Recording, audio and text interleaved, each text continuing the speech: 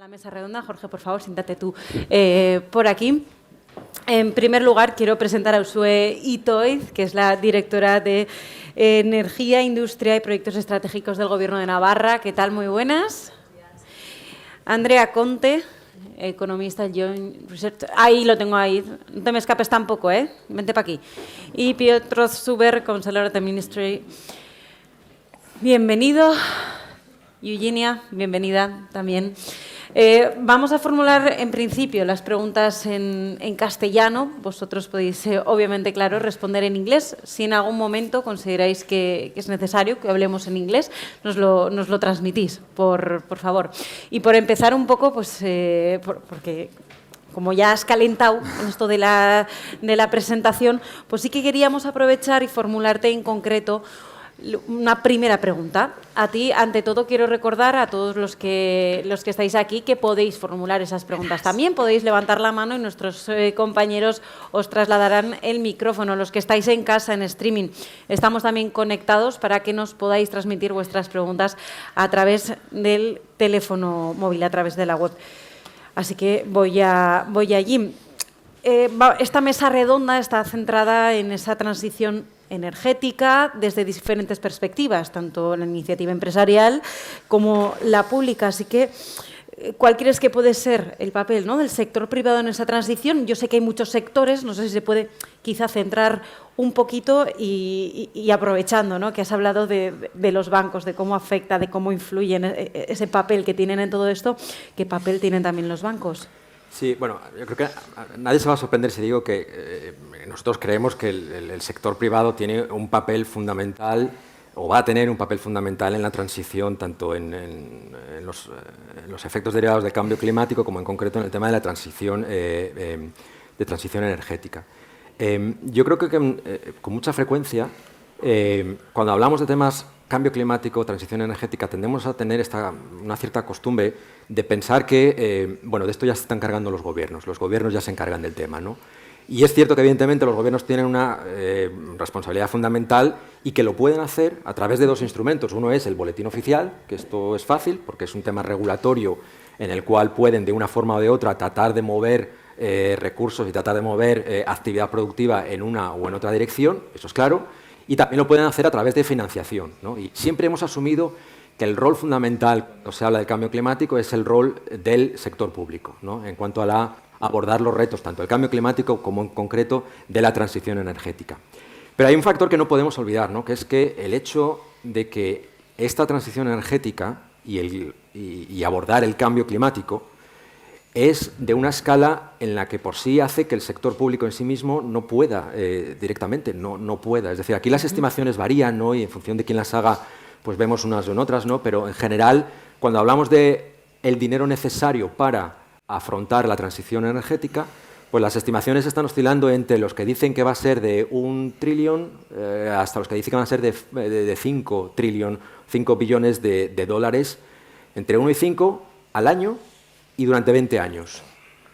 Es de una magnitud que tiene que quedar claro que el sector público en sí mismo no puede. No puede no por nada, sino porque coincide que este periodo de transición energético que tenemos por delante, que estamos hablando de un periodo de 20 años, va a coincidir con otro esfuerzo que va a tener que hacer el sector público, es decir, el contribuyente, porque a veces hablamos del dinero del sector del gobierno como si fuera propio, como si fuera la pólvora del rey. Estamos hablando del dinero del contribuyente, van a tener que encontrar dinero para otros retos que también son igual de urgentes, que son los derivados, por ejemplo, del aumento en economías avanzadas, del aumento de la población. Es decir, solo en sanidad pues va a haber que encontrar en el entorno de 2 puntos, y en algunos sitios más, en el entorno de 2 puntos de PIB, o 3 en algunos sitios. Tiene toda la pinta de que vamos a tener que encontrar dinero para aumentar, lamentablemente, el gasto en defensa. Pues eso nos va a meter otro medio punto de PIB al año que los gobiernos tendrán que encontrar. Y si incluimos en algunos países pues el problema derivado de las pensiones, como el caso español, pues entonces en un horizonte de 20 años estamos hablando que estamos ya en el entorno de 7 puntos de PIB, ¿no? Con lo cual es una magnitud, y eso es algo que hay que encontrarlo, es decir, tendrán que encontrar ese dinero para financiar esos retos tan de futuro. Por lo tanto, si a eso le añadimos el reto de la financiación insisto, durante 20 años encontrar entre 1 y 5 billones de dólares para financiar la transición, pues es que no hay otra. Y es por eso por lo que en algunos sitios, en otros foros, venimos del COP27, el papel lo que se trata es de enganchar a los mercados, al sector privado, tanto en los esfuerzos para producir, pero también en los esfuerzos de financiación, de financiar esa transición. Uh-huh. El sector público no puede hacerlo solo, pero tiene su propio papel clave. Usoito, te doy ya el mando para que puedas trasladarnos también, ¿no? Pues, qué propuestas tienes, o sea, qué planes tiene también, en este caso, el Gobierno de Navarra para hacerlo desde esta región, ¿no? Pero va mucho más allá. Sí, es verdad, bueno, estoy de acuerdo contigo, ¿no? En que no podemos, pero sí tenemos un papel de traccionar y de ayudar mediante legislación y mediante regulación a que esto suceda, ¿no? El cambio hacia las tecnologías y economía verde es una realidad y Europa nos la está marcando también, ¿no? Entonces creo que muchos de los inversores que tenemos actualmente apuestan por inversiones en economía verde. Un poco por contextualizar dónde estamos y qué situación tenemos en Navarra, es verdad que actualmente todavía en Navarra el 79% de la energía que consumimos procede de combustibles fósiles, con lo cual tenemos un cambio grande que hacer para poder apostar por las renovables. También es verdad que dentro de Navarra, dentro de la electricidad, un 50% procede de energías renovables y si quitamos la parte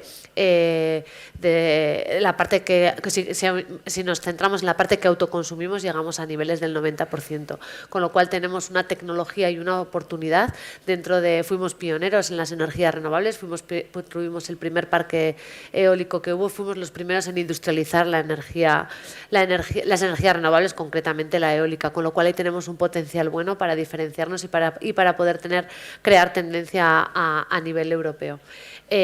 Una de las actuaciones que estamos haciendo en materia de transición energética y que es muy importante, además de aumentar la cuota de renovables, además de ser más eficientes, es apostar por el autoconsumo. Actualmente hemos pasado de los 12 megavatios de autoconsumo que teníamos en 2020 a los 88 megavatios actualmente registrados, con lo cual es una tendencia en que también hay mucha inversión particular y mucha inversión industrial en apostar por este autoconsumo que ayuda también a reducir esos costes energéticos que luego traen las repercusiones que hemos ido viendo también en la ponencia anterior. Si vemos un poco por detalles, vemos que quien más está apostando por el autoconsumo, quien más inversión está haciendo en el autoconsumo es el sector industrial. De esos 88 megavatios, 46 proceden del sector industrial, pero el segundo, que quizás llame más la atención, son los 17 megavatios del sector residencial, es decir, de los ciudadanos, ¿no?, que están cambiando sus modelos energéticos.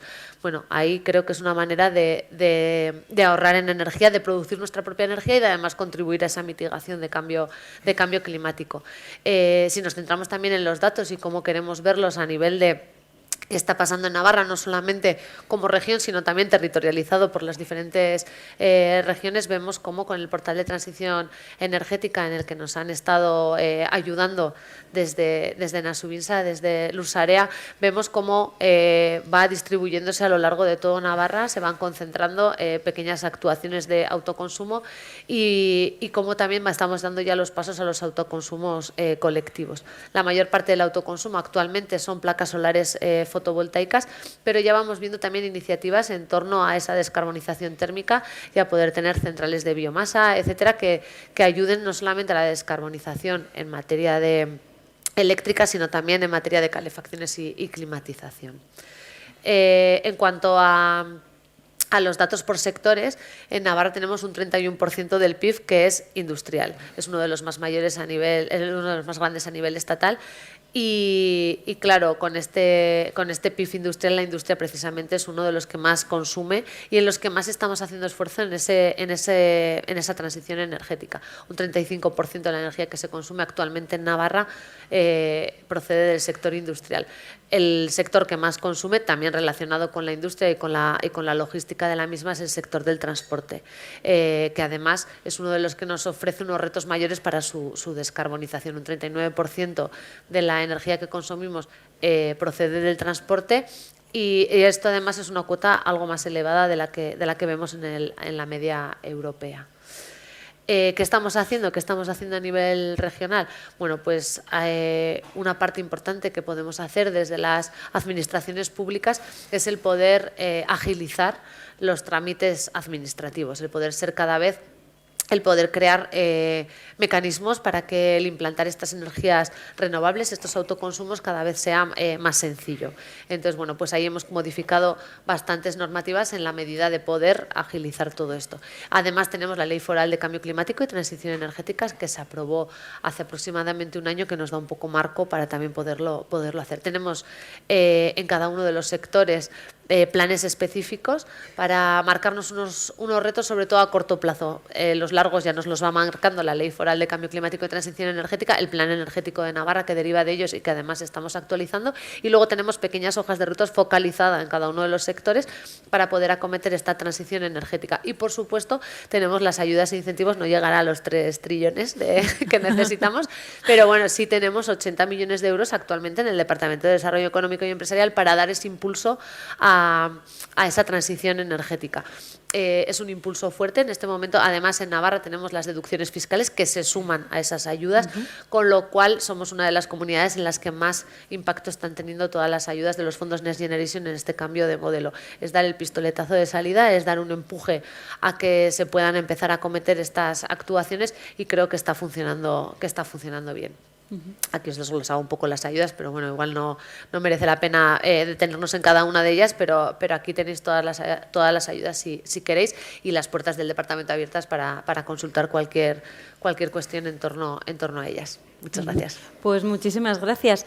Hemos visto un poquito ya desde la perspectiva de los bancos, desde la perspectiva de la iniciativa empresarial, de la privada y de la pública. Y ahora nos queda, no sé si ir hacia arriba o quizá verlo todo, ¿no?, desde una parte un poquito más global. Andrea Conte, del Joint Research Center en Sevilla.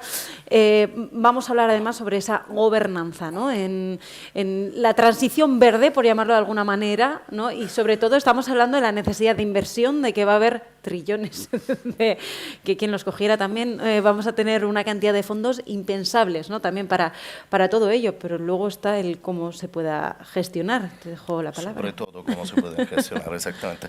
Gracias por la invitación y por la oportunidad de hablar sobre temas que están de total actualidad. Y quiero aprovechar esta oportunidad también para conectar con las presentaciones que ha habido a lo largo de los 2 días, en particular esta mañana en la mesa redonda de ayer, sobre el tema también de la metodología que utilizamos en varias instituciones para el servicio científico a la evaluación de políticas.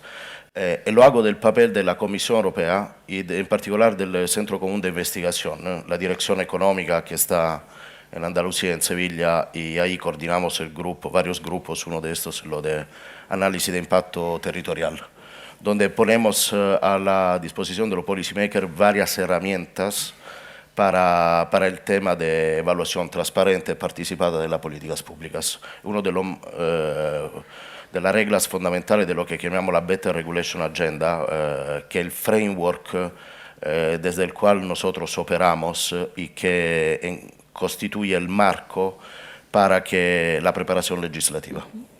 Esa guidelines para vosotros que estáis más en tema de evaluación de políticas es muy interesante porque detallan en la forma más rigurosa posible la forma en que la evidencia científica se tiene que soportar para el diseño y la evaluación ex ante, ex post de la política pública. Sabemos que la cultura de evaluación es muy diferente en varios países miembros, en varias regiones.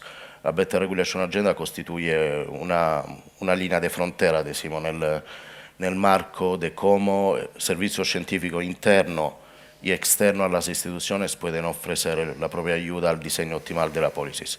Ahora, el contexto y los retos que estamos discutiendo hoy se conectan en un marco que ha sido comentado a lo largo de estos 2 días de forma exhaustiva. Hay muchos retos donde marcamos la transición energética, económica, y son retos retos dramáticos que hemos vivido a lo largo de estos años, de la crisis del COVID a la invasión rusa de Ucrania, que han constituido un terreno importante para nosotros que hacen evaluación para estimar los impactos, sobre todo a nivel territorial, donde el conocimiento un poco más reducido comparado a la tradición de evaluación que en los países europeos hay a nivel nacionales. Pero fundamentalmente el contexto donde nosotros operamos directamente, conjuntamente con network y stakeholders fuera de las instituciones, es lo de constituir una red de territorial intelligence, como la llamamos, exactamente para ofrecer de best examples a la comunidad de policymakers, compartir experiencia y desarrollar tecnología que son la más avanzada para la análisis metodológica y de los datos. Ahora, de forma muy breve, las dos herramientas principales, y me voy a conectar a lo que ha sido presentado esta mañana, que tenemos internamente en el OTRS son modelos de análisis cuantitativa territoriales, son modelos que describen de forma la más detallada posible la economía y la geografía de los territorios, detallando la diferencia entre Navarra, Sicilia, Baden-Württemberg y cómo la conexión y el impacto de la política entre estos territorios se distribuyen e impactan a los demás. Y tenemos análisis que van más en el tema del análisis input-output, del análisis estadístico econométrica. Toda esta herramienta cuantitativa la usamos no solo, no voy a detallarla porque no tengo tiempo, pero el elemento fundamental es esto, la demanda de análisis territorial que estaba confinada hace un par de años simplemente a lo que trabajaban sobre política regional, la DG Regio, por ejemplo, ahora va mucho más allá. Hay mucha más demanda, entonces esto es una invitación que hago a vosotros que trabajáis sobre este tema a ser más exigente, a ser más proactivos en estas comunidades conectadas con políticas que hasta ahora han sido consideradas especially blind, que pero no son especially neutral. Hay políticas como la política de innovación, la política climática, la política infraestructural, la política educativa, la política fiscal, que son políticas que se han descrito por muchos años como políticas que no tenían nada que ver con el análisis territorial, ma que tienen impactos muy fuertes. Y ahora la demanda para este tipo de análisis está surgiendo mucho más. El detalle que podemos aprovechar con el desarrollo de herramientas fundamentales como tabla input-output a nivel territorial es lo que permite de ir mucho más en el detalle de políticas que sean territoriales y sectoriales.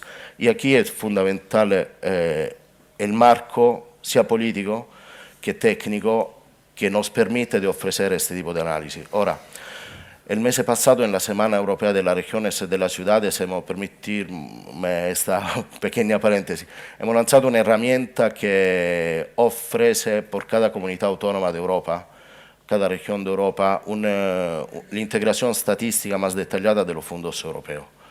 Tenemos, evidentemente, sobre el marco de innovación, no estamos partiendo desde innovación, pero queremos alargarnos a todo el complejo de los fondos. Horizonte 2020 tenemos todo el marco de los fondos estructurales de innovación y, trámite el FEDER, y tenemos evidentemente lo que se va a implementar en el contexto de la Recovery and Resilience Facility. Aquí hay varios retos que son importantes de calificar y también de desarrollar en tema de narrativa, en el sentido, como vosotros podéis leer en cualquier diario en estos últimos meses, el reto del RRF, que es un reto importante que se ha desarrollado en el marco de la respuesta comunitaria a la crisis del COVID, se ha desarrollado en la óptica de la so-called Twin Transition, verdes y digitales. Pero en realidad esto para vosotros, para nosotros que hemos trabajado años en el tema de la implementación de los fondos regionales, no viene como una novedad. Los objetivos temáticos de la política regional de al menos 15 años incluyen de forma detallada inversiones específicas exactamente sobre el tema de I+D, innovación, transformación digital y transformación verde.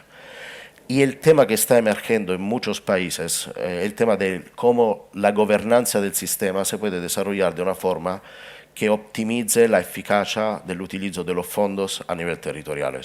En muchos países la forma de gobernanza que se ha elegido en la gran mayoría de los países para el RRF es mucho más centralizada, una forma novedosa comparado a la historia, a la tradición que tenemos en muchos países de cómo se han manejado los objetivos temáticos conectados al fondo, a los FEDER. Entonces la comunicación, la interacción, non solo politica, ma anche tecnico-amministrativa e operativa entre gobierno central y gobierno regional diventa fundamental. Y hay mucha análisis que se está haciendo en el marco de este debate. Nosotros estamos contribuyendo con varios análisis temáticas. Hemos publicado recientemente con la Asociación Italiana de Política Regional un libro que desarrolla también el tema de la gobernanza en este ámbito, pero el tema que quería ilustrar en lo que veis a la vuestra derecha es que como la historia en varios países, España, Italia y Polonia en este caso, no voy a describirlo, pero fundamentalmente este porcentaje, el grado de avanzamiento de los fondos de cohesión ante el COVID en el periodo 14-19. En la narración que una gestión más simple, nacional, quitando del medio la comunidad autónoma, naturalmente lleva mayores niveles de eficiencia, en el periodo 14-19 no está valorada por la tradición, por la experiencia que hemos tenido en los fondos FEDER.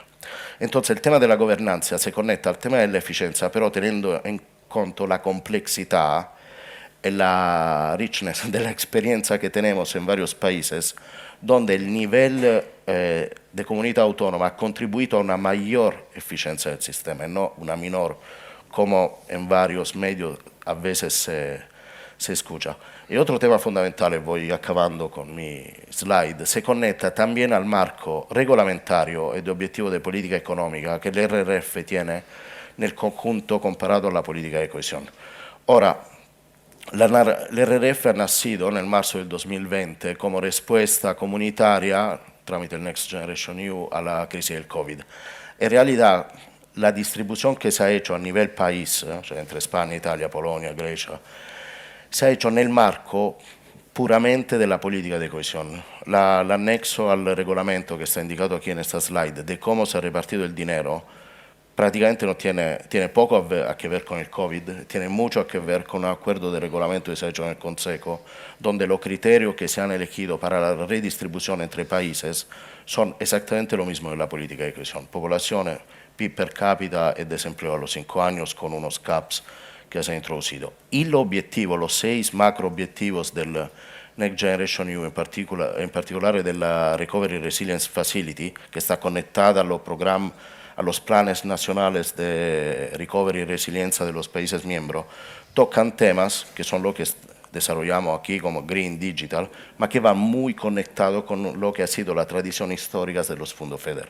Entonces es importante, el mensaje que quiero pasaros, es importante que el tema de la gobernanza, el tema de la sinergia entre fondos, sea un tema que se ponga más y más al centro del debate, porque al final lo que importa es que las políticas puedan tener un impacto cuanto lo más alto posible en los territorios y a veces la historia que existe, no solo a nivel comunitario, ma de países miembros, de comunidad autónoma, es de fragmentación a nivel de gobernanza que no tienen por qué resultar en un efecto reducido de la política pública. Ahora, última slide, sobre el tema analítico de cómo soportamos la transición verde de las comunidades autónomas.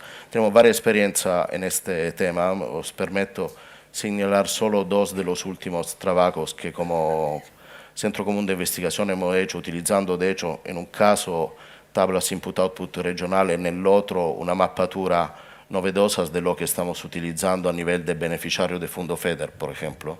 Aprovechar esa base de datos estadísticas para hacer análisis de impacto de política pública, en el caso del utilizo del input-output, para ayudar a las comunidades autónomas a plantearse el reto que tienen delante en el marco, sobre todo en el este europeo, de lo que ha pasado con el tema de la decarbonización. Entonces la transición verde, que evidentemente genera conflictos sociales y territoriales, si no hubiera sido demasiado fácil, y evidentemente los policy makers tienen la necesidad de contribuir a generar una transición que sea la menos indolor para lo que, como en cualquier tipo de transición, la digital lo mismo, que sea, se pueden ver afectados negativamente por parte de esta transición. Y luego acabo con la última contribución, donde estamos aprovechando la disponibilidad más y más amplia de Big Data micro level data a nivel de beneficiarios de fondo, hay un movimiento muy fuerte que se está empujando en varios Estados miembros para el tema del Open Data. Y aquí de nuevo el reto, tenemos que pedir más Open Data como analista, porque es importante, es fundamental y nos ofrecen una perspectiva complementaria a las herramientas que ya existen. Y utilizando Open Data, utilizando esta granularidad territorial, podemos ofrecer mucha más evidencia científica a los policymakers para que el análisis de impacto sea más tailored territorialmente y sectorialmente, así contribuir a un proceso de evaluación y de diseño de la política más transparente y más riguroso. Muchas gracias. Piotr, he's talking about data analysis. Gracias, que habla de análisis de datos desde su punto de vista, cómo podemos utilizar los datos del programa, se utilizan para reforzar entre las regiones y para mejorar esta situación. In fact, in the department, in this ministry. Gracias por la pregunta, que es responsable de programar y recuperar el plan de resiliencia. Digamos que desde este punto de vista, escuchando estas presentaciones y leyendo los resultados de este programa, debo decir que llego con me voy a casa con mucha información y con muchas ideas y los interrogantes, porque hay mucha evidencia y creo que incluso la presentación de Xavier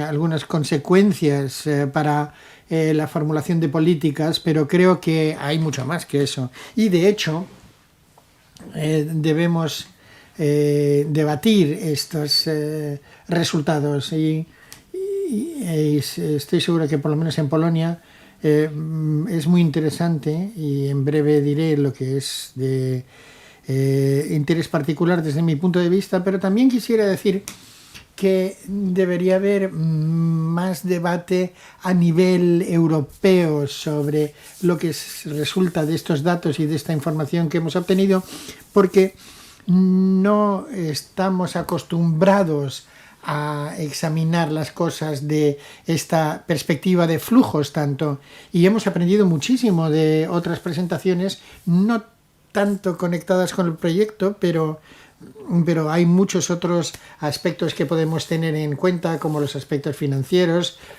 y los temas institucionales, que todavía no han sido el tema del proyecto, pero desde luego vale la pena examinarlo. Y mi atención personal, y algo que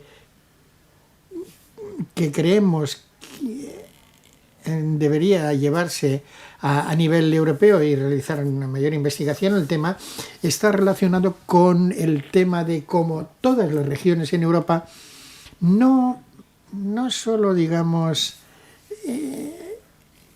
que no, están vinculadas las unas a las otras por los distintos flujos, sino cómo esos enlaces se convierten en oportunidades, porque creo que no es tan claro para mí no es tan claro si hay más vínculos que automáticamente tendrán una más resiliencia. Estos vínculos no son tan claros, porque uno puede decir que también estamos hablando de exposición a algunos choques adicionales, ¿no? Y en el caso polaco también tenemos el tema del COVID, Ucrania, y la guerra en Ucrania es muy importante. También llevamos a cabo algunas investigaciones sobre el tema, y también vamos a estar muy contentos de utilizar el cambio de nuestras políticas internas regionales, porque ya no es frontera externa de la Unión Europea, pero tenemos algunos desarrollos por delante en Polonia y Ucrania y Rusia y Bielorrusia. Dependiendo de las relaciones políticas podemos tener distintos resultados en el desarrollo político y social. Pararé aquí porque creo que es tan enorme, hay una cantidad tan enorme de información que he recibido aquí.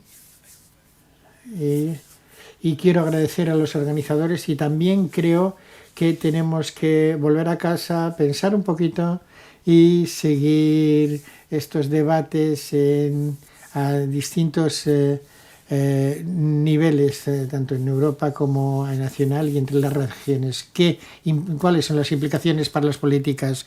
Ya has hablado de la guerra de Ucrania, nos está afectando a todo, así que quisiera principal a Virginia Malienia, que es la directora del Instituto de Geografía de Ucrania. Prefiero que presentes tu presentación. Bueno, pues muchísimas gracias por haberme hecho partícipe en esta discusión tan interesante. Es una breve presentación para recoger los resultados del proyecto IRIE y en lo que se refiere a los resultados de IRIE.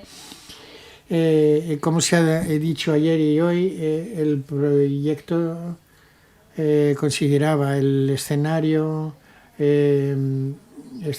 y se centraba principalmente en las dos secciones. Era lo que era el comercio de bienes y la migración. Lo que se presentó ayer de mi colega Tomasz Kobraniski, y como se citó, había una simulación. Desarrollamos varios casos con ciertas previsiones en lo que se refiere al número de refugiados, y seguro no todas las previsiones se han hecho realidad en lo que se refiere a la distribución espacial, pero sí en cuanto al número de refugiados, y lo que es claro ahora para algunos países europeos y regiones europeas, el reto de la migración, bueno, en realidad el reto de la concentración de inmigrantes ucranios son mayores en distintos países, y esto varía. Lo que tenemos ahora, tenemos una cara nueva de esta guerra, nuevo desafío en lo que se refiere a la destrucción del sistema energético ucraniano. Como se puede ver aquí, hay está la localización de las plantas del 15 de noviembre.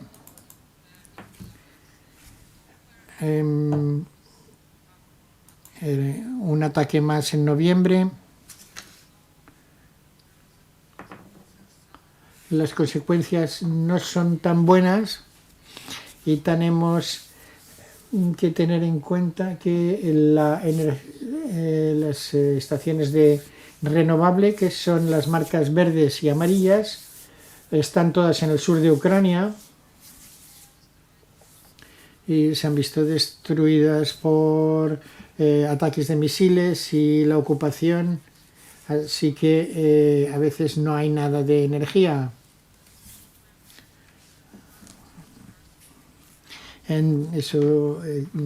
Aproximadamente en este momento el 50% del sistema energético ucraniano está averiado. No sabemos lo que ocurrirá la semana que viene. Cambia las vidas de las personas porque a veces no hay electricidad. es crucial.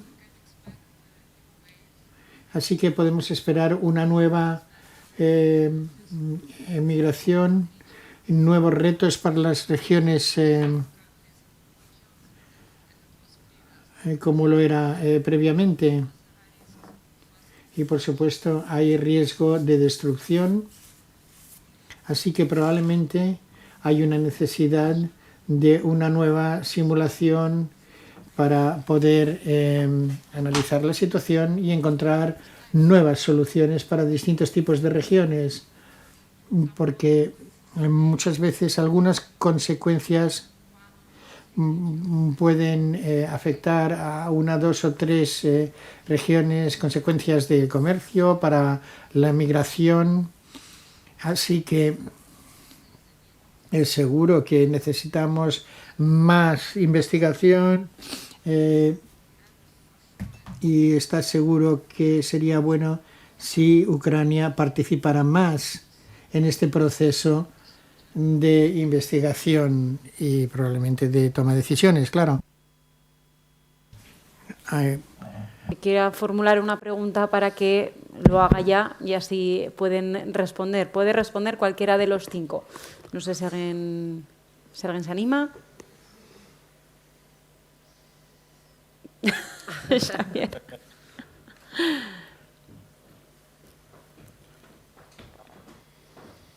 Bueno, tiene el micrófono, está microfonado, si le queréis subir. Adelante. ¿Se me oye? Sí. Sí. Bueno, gracias. Yo solo tengo una pregunta que es muy difícil de responder, pero igualmente la voy a hacer. Tenemos hay unas necesidades de reducir las emisiones de gases de efecto invernadero, o sea, de mitigar el cambio climático de alguna manera. Y además tenemos una ventana de oportunidad relativamente pequeña. Tenemos que hacer un cambio espectacular. Hablaban de trillones, pero yo creo que no solo en términos económicos, es en términos sociales, ambientales. O sea, el reto es monumental. La cuestión es que, a pesar de que el reto es monumental, el tiempo que tenemos para abordarlo y cumplir los compromisos que tenemos de que la temperatura media no aumente a 1,5 grados es muy corto. Es una ventana de tiempo muy corta. La pregunta es, y ya sé que no hay respuesta perfecta porque si no ya lo estaríamos haciendo, ¿cómo aceleramos el proceso? No sé si alguien se atreve, seguro que no hay respuesta porque lo he dicho, pero bueno, no sé, ¿alguien se atreve? Ha lanzado ahí, no os voy a poner en el aprieto. Mira, Piotr. Bueno, yo voy a dar un ejemplo o una respuesta corta de Polonia. Lo que está ocurriendo ahora acelera el proceso de cambio y pensar en la transformación, porque de hecho, por muchas razones, Polonia o las personas de Polonia no estaban tan animadas en introducirse en estos procesos al nivel político y en la sociedad en sí misma. Y lo que está ocurriendo ahora, como consecuencia de la guerra de Ucrania, parece que ha cambiado la mentalidad de la clase política y en los últimos meses, después de 30 años de discusiones,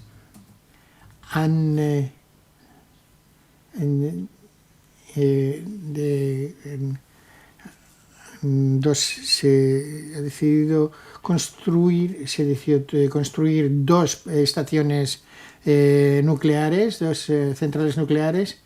Después tuvimos la legislación sobre renovables para poder acelerar la producción de la instalación de centrales de renovables, y todavía hay problemas, pero ya no es una cuestión de dinero.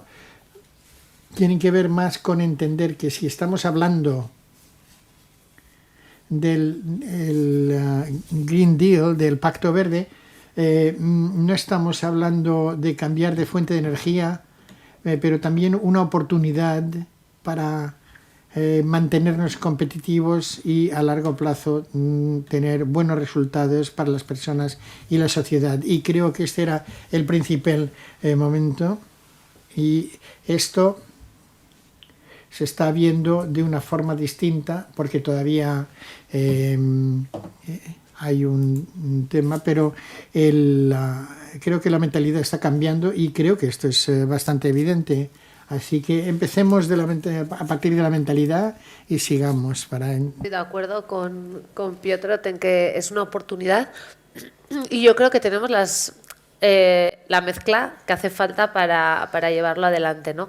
Tenemos a la Unión Europea que con el Green Deal nos marcaba unas pautas, que tiene el Fit for 55 que ya no solo marcan unas pautas, sino que nos pone también una legislación, ¿no? Y nos hace un cambio normativo que nos va a ayudar a acometerlas. Pasamos al Repower EU también, en el que ya nos marca unas metas todavía más ambiciosas para acometer, y tras la invasión de Ucrania tenemos el Safe Gas for Winter, ese 15% de gas que tenemos. Entonces tenemos, yo creo, la estructura a nivel de continente europeo que nos marca el camino, y luego a nivel regional es verdad que en Navarra llevamos muchos años apostando por la economía verde, por la economía circular, por la transición energética, con lo cual estamos, yo creo, en una posición buena, tanto desde el sector público como nuestro tejido económico, y ahora tenemos lo que os decía antes, una ventana de ayudas públicas que van a empujar hacia ese cambio, y tenemos una sensibilización en la sociedad que creo que es más fácil explicar ahora, ¿no?, por qué no tenemos que tener esa dependencia energética de otros de la que igual lo teníamos hace unos años. Con lo cual creo que se juntan un poco las tres cosas, más la situación financiera, ¿no?, que parece que ya tras la crisis que tuvimos va recuperándose. Entonces yo creo que es una oportunidad, creo que lo estamos acelerando y esperemos que sea lo suficientemente acelerado para llegar a las metas que nos marcamos para el 2030 y la ambiciosa meta del 2050. Tenemos ese combo, ¿no?, por tanto, de factores. Sí, yo en relación con esto, desde luego no podría estar más de acuerdo, que sí que creo que ha habido un cambio paradigmático precisamente derivado de la invasión de Ucrania por parte de Rusia, ¿no? Y creo que no podría estar más de acuerdo en la idea del cambio del mindset y la idea de la sensibilización. Y aquí me gustaría hacer una referencia en relación, lógicamente, con el sector financiero, a decir que ese cambio, esa aceleración ya se está produciendo. Es decir, el cambio en cuanto a la financiación del sector no verde hacia el sector verde es un cambio que ya se está produciendo. ¿Cómo se puede acelerar más?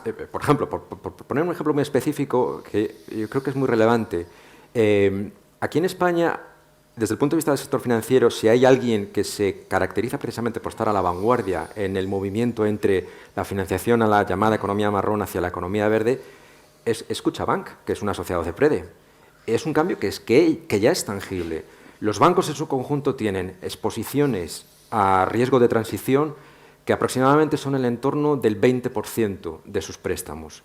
Y saben que ese riesgo de transición, si lo mantienen, en un ejercicio que nosotros hicimos, en un ejercicio de balance estático que hicimos, nosotros lo que descubríamos es que en un horizonte de 20 años esas mismas exposiciones les llevarían a los bancos, bajo distintos escenarios climáticos, a un aumento de sus pérdidas por préstamos del entorno del 20%. No hace falta decirle a los bancos, no, ustedes tienen que ser buenos ciudadanos, es que lo van a hacer porque paguen sus pérdidas, ¿no?, si continuasen con lo mismo. Con lo cual, ese movimiento de financiación se está produciendo. Y además, en relación con la sensibilización, hay algo que está acelerándose, que es el tema de, una vez que todo el mundo es consciente de ello, hay un cierto fenómeno de nombrar y avergonzar a aquellos que no lo están haciendo. Y en el caso del sector financiero es muy... Déjenme que les muestre una cosa. Hay una cosa que los bancos no van a poder soportar. Déjame ver si lo encuentro, porque... Encontré ayer unos papeles y dije yo, mira que bien me va a venir esto. Hay algo que, desde un punto de vista reputacional, el sector financiero no va a poder soportar, que es que les señalen como el culpable después de todas las batallas que han tenido reputacionales, ¿no? Entonces, cuando alguien dice, no, nosotros estamos haciendo todo esto y tal, y te sale un periódico y te dice, mire usted realmente lo que ha estado haciendo es que está financiando, es el mayor financiador en los últimos años de energías fósiles, desde 2016, y ha estado financiando al sector por 82 billones. Cuando esto ocurre, es un cambio inmediato. Lo habrán visto, por ejemplo, cuando alguien en otro banco, este es el mismo banco de antes, por cierto, no es mania, es sencillamente que tienen una cierta habilidad para meterse en estos líos.